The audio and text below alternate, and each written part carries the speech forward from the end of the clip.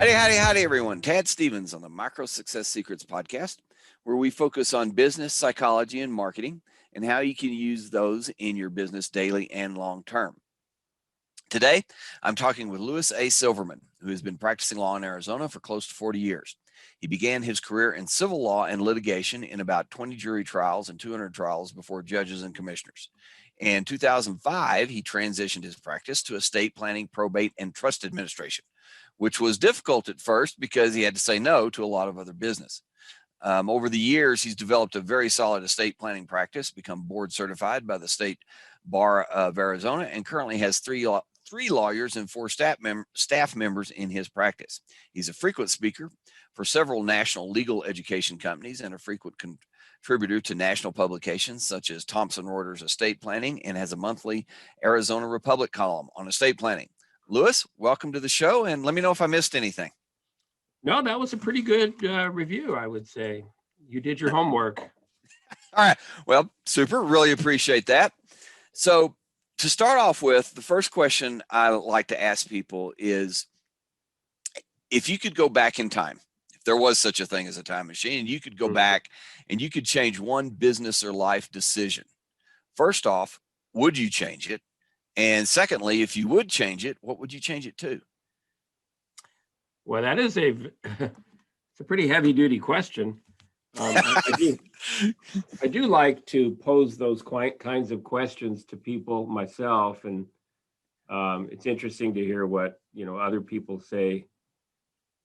But I could see how tough it is. I've been, I guess, the one thing that kind of comes to the top for me is that I started practicing law in the 80s in a very generalized approach to the law, which was, you sort of take whatever walks in the door kind of thing. Mm-hmm. Yep.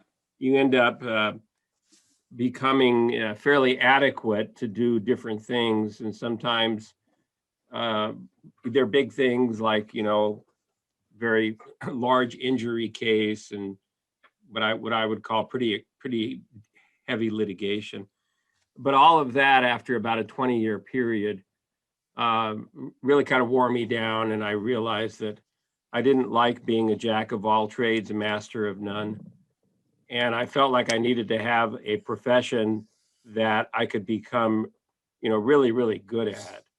And so I sort of gravitated to the estate planning and trust and probate area. And it's taken me about 15, 16 years to get to the point where I feel like I am, good at it. I'm not going to say really, really good, because I don't know that you ever are, but you're always learning. But I wish I had done it earlier. I wish I had. Sometimes you just don't have the courage to make changes because you're afraid of what the outcome will be. And I wish I had now just made the decision earlier and, not operated out of a position of fear, but, one of more courage in accepting the challenge and doing it, because it's worked out really well. But, it is kind of the second half of my career. So. Yeah. Well, and also I want to let you know that probably, I don't have exact numbers, but probably half or more say something very, very similar to what you just said. Okay. What they wish they'd done it earlier. It's the earlier. I wish I'd started earlier. I wish I'd switched earlier. I wish I'd done that. Yeah. But what's interesting, what you mentioned, is the not doing it because of the fear of the outcome. Mm-hmm. A lot of people don't think about that. They don't look at why they don't do it. And I think that's important to be able to see that, because then you can do something about it. If you don't know it's there, you probably won't do anything about it. So kind of related to that, and this, I may already know the answer to this one, but if you could go back in time again and you could look through all the life and or business decisions that you've made, is there one that stands out as just super positive? It just worked out great. You look back and you think of everything before it happened, everything after it happened in your life. Do you have one of those?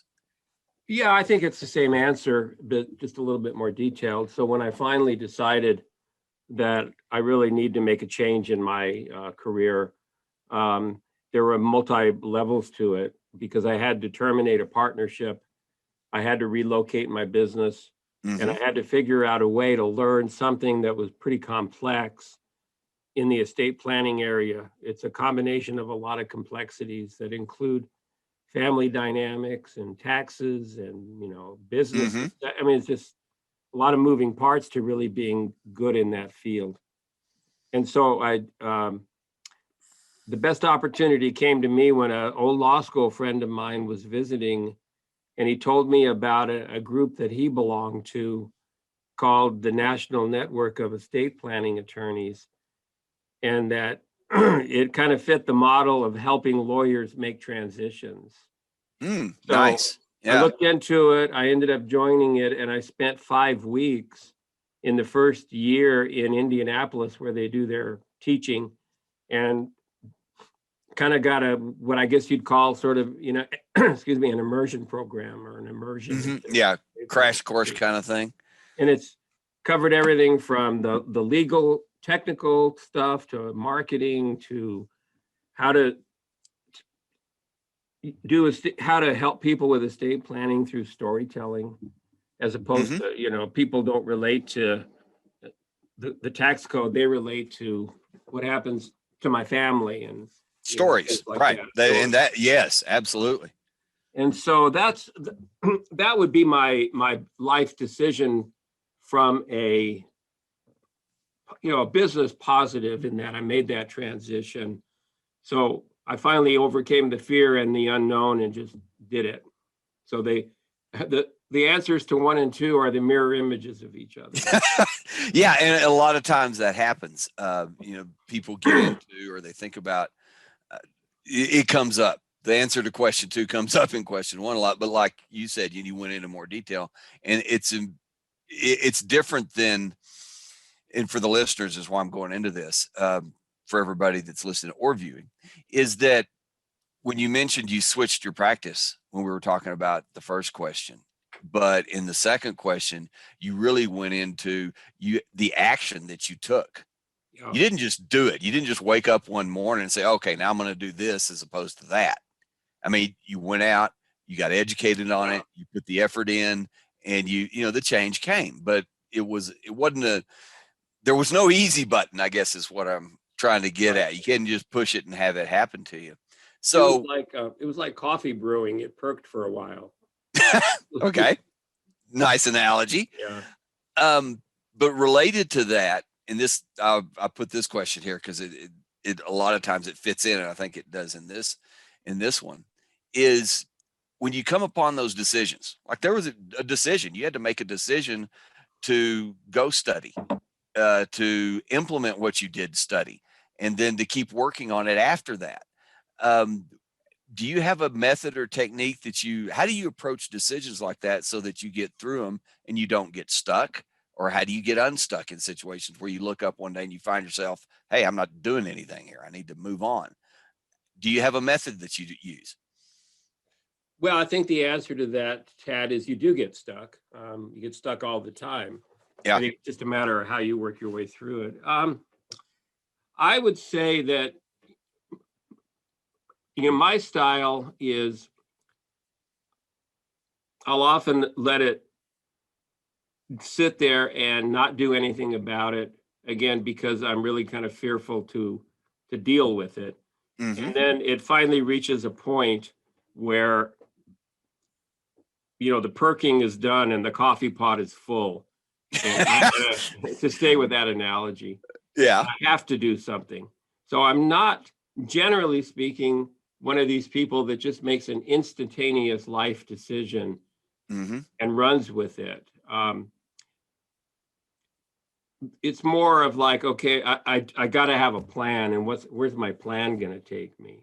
Mm-hmm. So my plan in that case was, the hardest part of that plan was learning to say no, because as you're making a transition and you're trying to become a specialist, but you've done a lot of things in the past, you're having to say no a lot, because I would still get divorce phone calls and I'd get referrals of people who had been in accidents.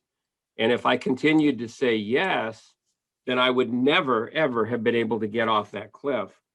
And so I had to be willing to say no And that part hurt in the early days because I was saying no.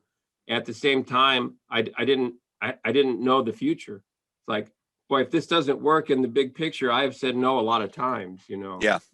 But I would say that it was just reaches a point where you reach an epiphany, and it's like, I got to do something. It's time.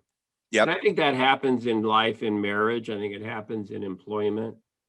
It's just sometimes you just have reached a point of like, this isn't working, and I got to do something about it, you know. Yep. And I think that is a great analogy to stick with the coffee pot as well. But also what I heard that I haven't heard a lot of, and I saw a great quote on it the other day, and I can't remember who said it, but saying no.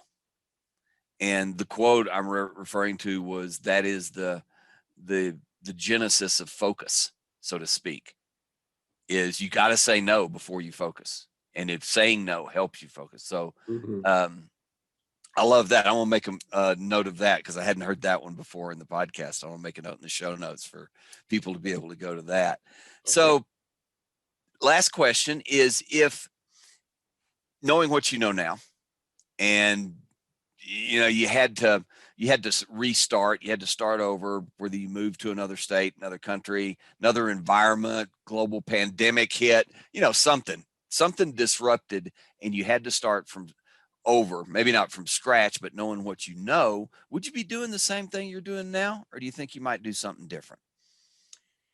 Well, that's kind of an age-based question. Can be. Because I grew up and still remain a really hardcore sports fan. I grew up in El Paso, Texas, where basketball was king. We had great basketball at school. Oh, you did. UTEP. Yes. UTEP was known as a basketball powerhouse, just way out in the middle of West Texas. It won the national championship in 1966 in a really heralded game because it was Texas Western back then called, and they only played, well, it started 5 blacks, and in that game only played blacks. They had white players, but they only played blacks against Kentucky, which was all white, and had really never even played black players before because they wouldn't schedule against teams. Against a team like that, yeah. This was 66 in the height of the civil rights movement. So it was a big deal historically. Now, at the time of the game, I don't think people saw it quite that way. It was in the aftermath of the whole thing, like this little school in El Paso beat Kentucky with all black players, and the world noticed that and said, why aren't these guys playing? Why aren't they playing at Kentucky? Yeah. So that opened a door that had been closed forever. So, I mean, the reason I'm answering that way is that if I could have been a sports writer or a sports journalist, I think that would have been a very satisfying career for me, because I couldn't, the second option would be an actual sports star. But at 5'10", 170, there's not too many opportunities for that. So you have to go to other options. No, not as much I was a big basketball player, and I was 5'9", so I'm only even shorter than you are. I love the game, but after a while, you're just not tall enough. No, you're not. Your future is not going to be playing. It's going to be doing something, if you want, similar to it. But I had no clue. I mean, I literally had no clue how one would pursue that kind of a lifestyle, and I never really even thought about it. But I always thought it would have been a fun career, you know.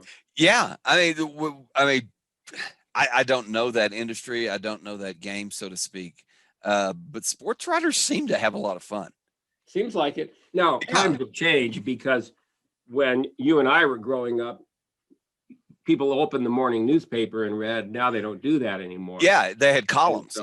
So now I think, I'm sure that it'd be interesting if you ever get a sports writer on your show. Let me know. I'd love to hear that person's story, because it's got to have changed now. I mean, it's so now Yahoo based and Google based, and you know, where instant and video, and who their employers are and how they submit their work and everything like that. So, but anyway, that would be if I could do a complete rewind and do what I think would have given me the most pleasure in life, I think it would have been as a sports journalist. Excellent. Yeah. Outstanding. Mm-hmm. Well, super. Really appreciate that. Going to start to wrap up here. Wanted to check and see if there's anything you'd like to close with and anything that you had to offer that might benefit the listeners and viewers.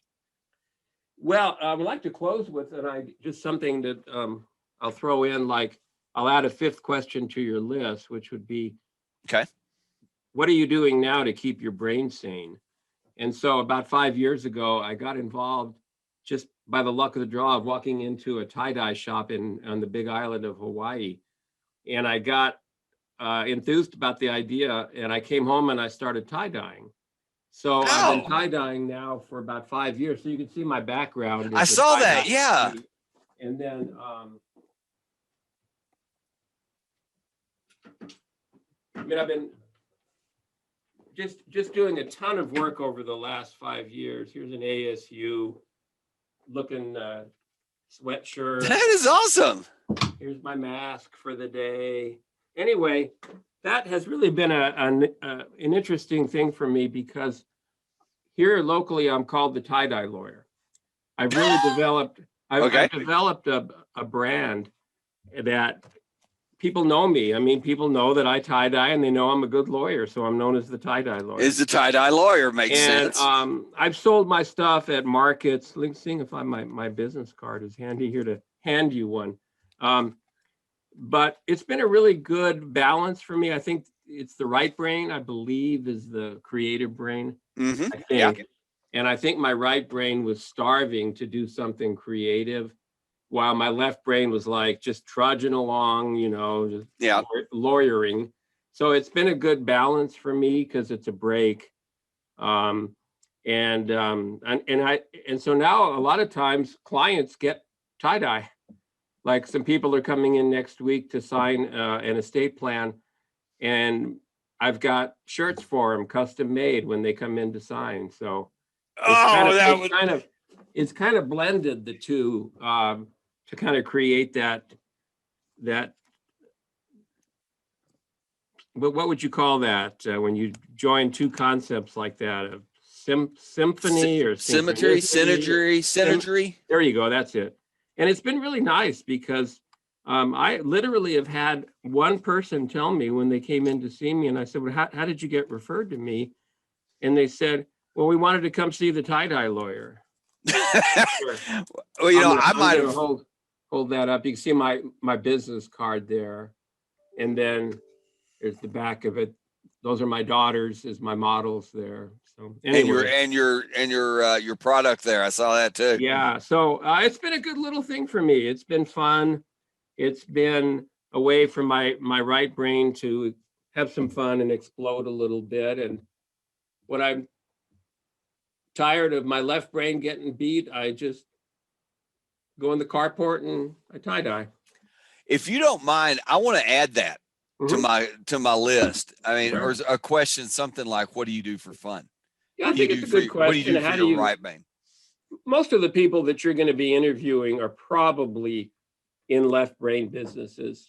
Probably. Now if you ever interview an artist and you're going to say, how do you satisfy your left brain? Your left brain. There are a few of those. So yeah, that is an excellent thing to get into, because it applies to all of us. Yeah. I mean, everybody, listeners, guests, anybody on the show, plus anybody else out there. And I think that if they don't, then I think they should find one. I think that you need to find whatever that, passion is, that when you can, lights a match and gets you going. Yeah. Because everybody's got to have that, whatever it is, Do something for fun. Yeah. So. Absolutely. Okay. So I think that's what I would offer to people. I'll offer listeners or people that come to see me, I'll throw tie-dye into the deal. Give a shirt. I love that. Or I do custom work. I mean, if people want me to make them stuff, I do very inexpensively, $20-$30 for something. So and that would be what I would offer people. Plus good service. We spend a lot of time with our clients. Estate planning is not transactional. Buying a house is transactional. Yeah. Estate planning is starting from scratch, where I would be the one trying to coax info out of you, in other words, what are your concerns, and anything going on with your family that we need to know about. And so anyway, it's a process that we try to make a little more on the enjoyable side. That some people really avoid estate planning because they just fear the process. So we try to make the process a bit more doable and a little bit more enjoyable. So okay, well, excellent. And I'll make sure all that information, the estate planning and the tie-dye, because the tie-dye is cool. I'll make sure that's in the show notes and in the description anywhere we post it, like YouTube and so on and so forth. Okay. But thanks again. Really appreciate your time. Great. You're welcome. Great info. Well, thank you. Thanks everybody for listening and watching. Really appreciate that. Have a very productive week and be the very, very best at whatever it is that you're doing. Until next time. You want me to throw in my phone number or address or anything? No, do, and I'll add it. Yeah. In fact, go ahead. The phone is 480-491-3216,